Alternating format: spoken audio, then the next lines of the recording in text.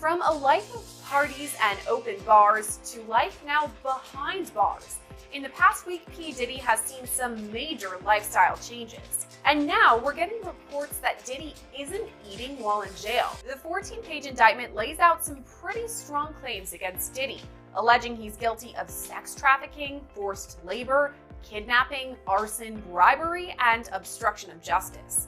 Allegedly about other celebrities who are involved. People are talking about there's alleged tapes going around, and there may be more arrests. They're essentially saying it's a lubricant for an orgy. I guess. I don't know what you need 1,000. One bottle of baby oil goes a long way. I don't know what you need 1,000. Sean Diddy Combs, once a dominant force in the music industry, now finds himself facing federal charges that could result in a lengthy prison sentence. Known for his extravagant parties, luxury homes, and high-profile lifestyle, Diddy is now at the center of a scandal that has shocked fans and peers alike. His downfall involves serious allegations, including sex trafficking, which have been building for years. This turn of events marks a dramatic shift in his life and career as he awaits trial while being held in one of the nation's most notorious jails. The legal troubles first surfaced in November 2023 when singer Cassandra Ventura, better known as Cassie, filed a civil lawsuit against Diddy. In the lawsuit, Cassie accused him of years of physical, emotional, and sexual abuse during their relationship. The case has raised numerous questions about his actions over the years, and as the trial looms, Diddy's once unshakable reputation has been irrevocably tarnished, leaving his future uncertain. If you've been following our coverage of Sean Combs' criminal case here on Sidebar, you know that we have talked a lot about someone who could be a major witness at a trial, someone who is most likely cooperating with the government, someone whose allegations against Combs, I think it would be fair to say, make up a huge part of the current indictment. I'm talking about Cassandra Ventura, Cassie, Combs' ex-girlfriend. And remember, she sued him back in November of 2023 for sexual assault, battery, sex trafficking. This was among other claims. And that case ultimately started the ball rolling with more lawsuits filed against Combs and ultimately culminated with these criminal charges. In fact, there is an argument to be made that in Sean Combs' indictment for racketeering conspiracy, sex trafficking, transportation to engage in prostitution, she's allegedly victim one, who was allegedly sex trafficked by force, fraud, or coercion. There is an argument to be made that that is her. The case with Cassie was quickly settled, but it triggered a wave of legal action. Since then, 11 civil lawsuits have been filed against Diddy, accusing him of various forms of sexual misconduct. The most serious allegations have now resulted in a federal indictment, with the potential to send him to prison for decades. Her lawsuit, Thalia, through her attorneys, sues Sean Diddy Combs, also known as the defendant, and another individual and other entities. The complaint alleges in part in the first cause of action that defendant Combs and another defendant committed a, quote, violation of New York City Victims of Gender-Motivated Violence Protection Act by viciously and violently forcing sexual contact, oral sex, and sexual intercourse on the plaintiff, end quote. In addition, the complaint alleges in the second cause of action that defendant Combs and another defendant committed a violation of New York civil rights law, quote, section 52-B, end quote, by, quote, raping plaintiff and recording it.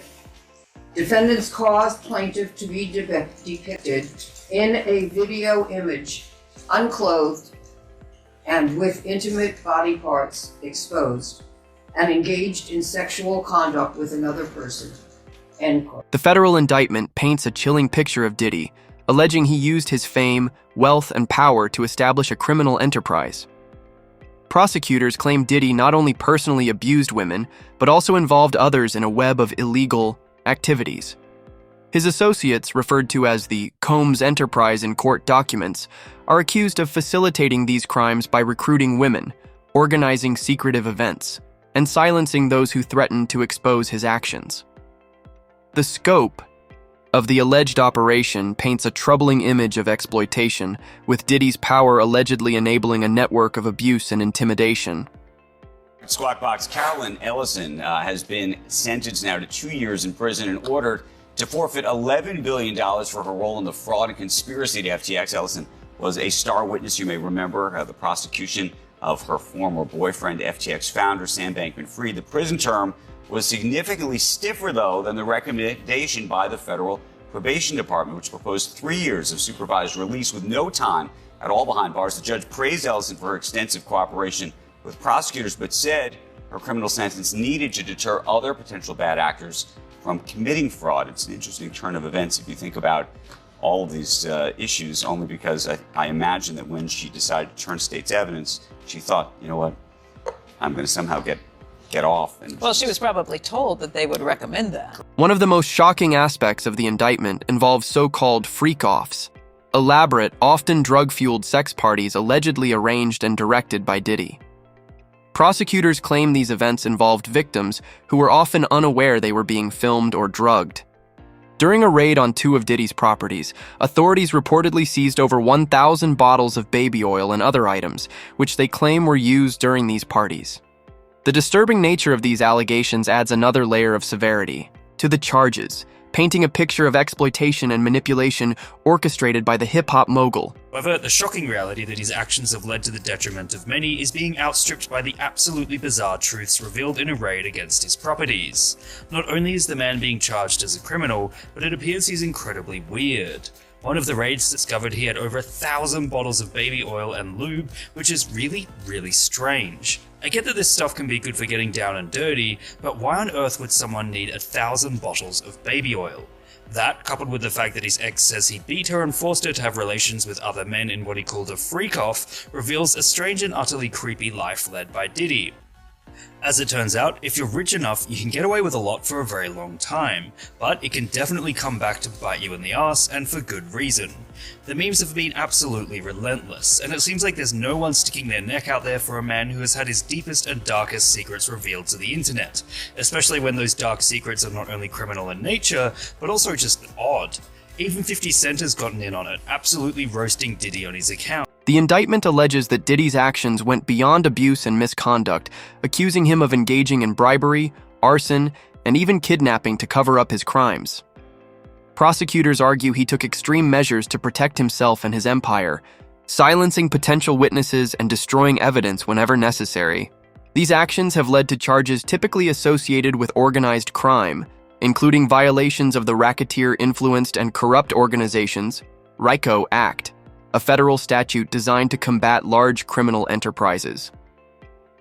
The inclusion of RICO charges further underscores the severity of the case, as prosecutors claim Diddy ran a widespread operation to shield his illegal activities from exposure. The other thing was racketeering charges. We've seen what's going on with the sex trafficking of that. He's in jail. He's literally in jail right now. He's denied bail. You know, Diddy's famous lines, take that, take that. I don't know what's going on in jail right now, but He hopefully loves it. it's not He's probably loving that, right, Deli? We'll see what happens there. But the racketeering thing, I mean, you've interviewed Sammy the Bull and Michael Francis, and the list goes on and on and all. The whole RICO charges. You know, the whole concept of racketeering is that you're in an illegitimate business, basically disguising as a real business, but it's actually fraudulent, bribery, extortion, fraud, money laundering, drug trafficking, embezzlement. What's the RICO? What's the racketeering in your opinion of what could potentially be going on with Diddy, just based on everyone you've interviewed? Well, there's so many categories to it, right? I mean, you get to pick and choose. They get to pick and choose. Sure.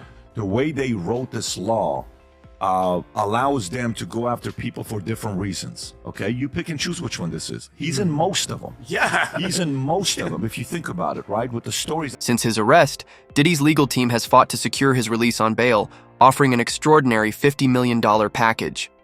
This proposal included strict conditions, such as GPS monitoring, house arrest, and limitations on his interactions with others.